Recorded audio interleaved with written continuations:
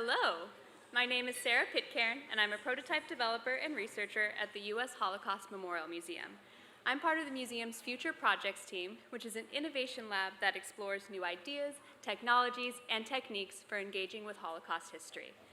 We ask questions, identify opportunities, and evaluate the potential of new approaches. A lot of my work involves iterative design and learning alongside our audiences about what makes experiences engaging, relevant, and meaningful. Since this is the opening event for the conference, and there are a lot of thought-provoking sessions and conversations ahead, I thought I'd do a little meditation on the theme of openness. Specifically, I want to talk about how pursuing open-ended exploration, opening up the design process to both internal and external audiences, and being open-minded have benefited our team's work. And I'd like to look at this through the lens of a single project, an augmented reality experience called Shock Stories that we launched in 2022. While the focus will be on AR, I believe that this orientation of openness can allow us to understand the strengths and weaknesses of any technology and surface the insights and ideas to use it in a way that resonates. To provide a bit of background, the AR experience takes place in an iconic space in the museum's permanent exhibition, the Tower of Faces, which spans multiple floors and comprises over 1,000 photographs documenting life before the Holocaust in the small town of Shock. Shock was one of countless Jewish communities devastated during the Holocaust. Survivor Yafa Eliach, pictured here, who grew up there and was instrumental in creating the Tower of Faces, described the intent behind it by saying, "I wanted the museum in Washington to represent Jewish life, to present life before death, and to give to the victims back their identities."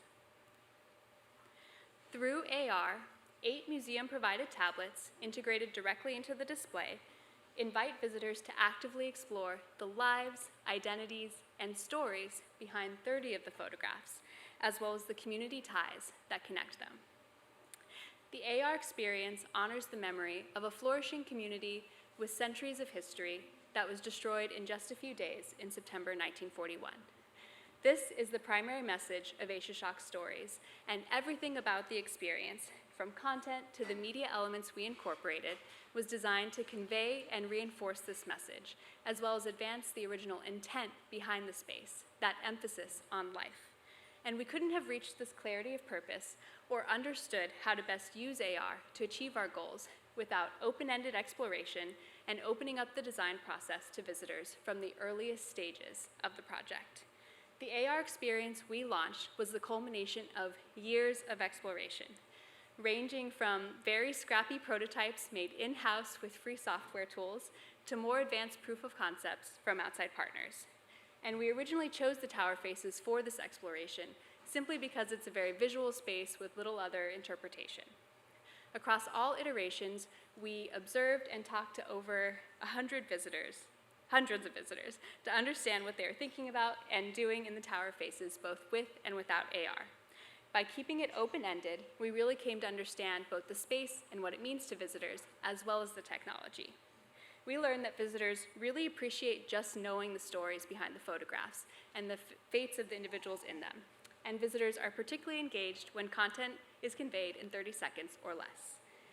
We were also intrigued to learn that AR encourages sharing and conversation among visitors, especially when offered on a device larger than a phone. These insights, along with our primary message and the original intent behind the space, became our North Star in the design process. Starting from an open-ended place of just trying to understand what is this technology, where the possibilities can seem endless, is what ultimately allowed us to be very focused and intentional in actually implementing the AR experience.